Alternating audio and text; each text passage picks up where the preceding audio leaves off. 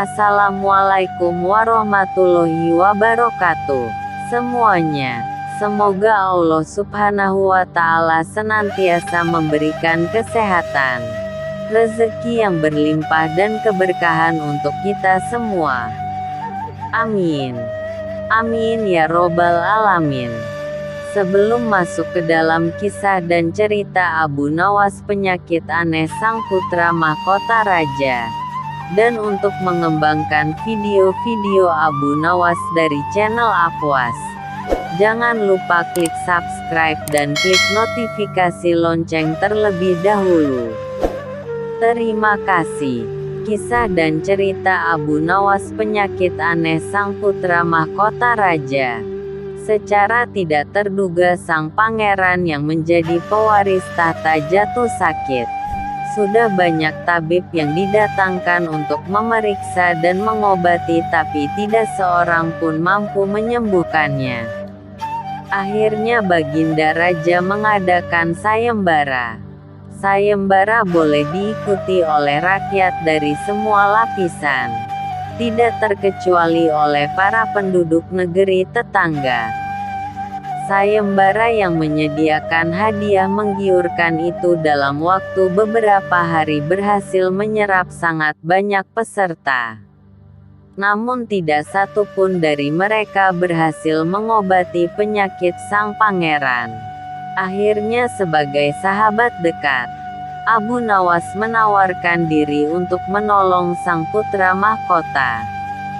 Baginda Harun al-Rasyid menerima usul itu dengan penuh harap meski Abu Nawas bukanlah seorang tabib. Abu Nawas sadar bahwa dirinya bukan tabib. Dari itu ia tidak membawa peralatan apa-apa. Para tabib yang ada di istana tercengang melihat Abu Nawas yang datang tanpa peralatan yang mungkin diperlukan.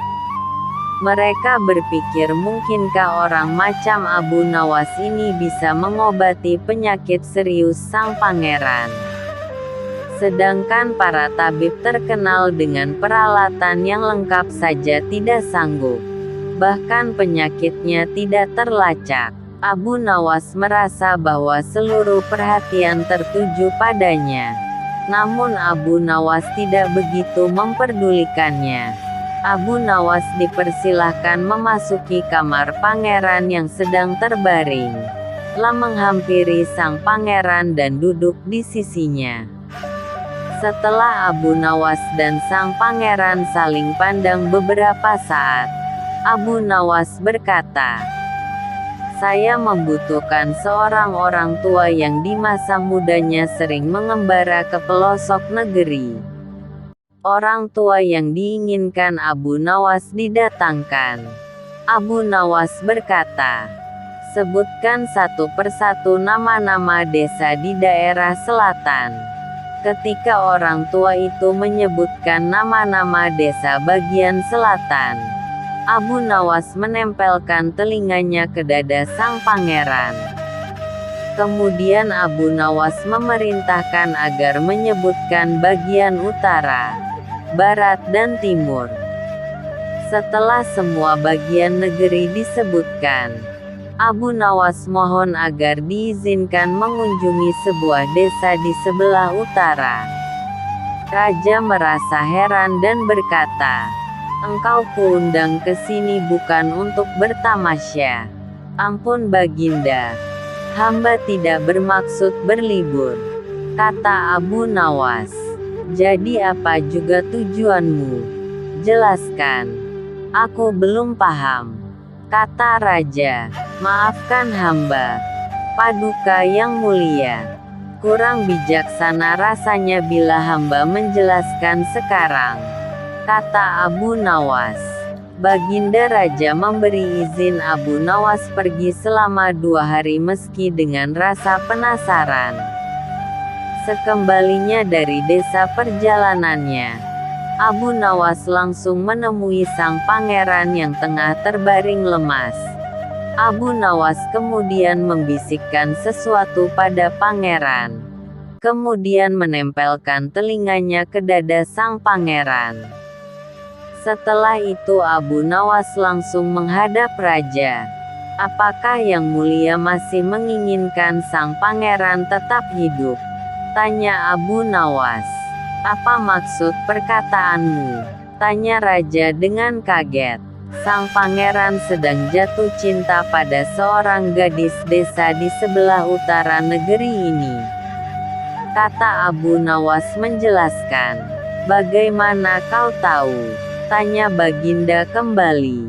"Beberapa hari yang lalu ketika nama-nama desa di seluruh negeri disebutkan oleh orang tua pengelana itu, tiba-tiba degup jantung pangeran bertambah keras saat mendengarkan nama sebuah desa di bagian utara negeri ini.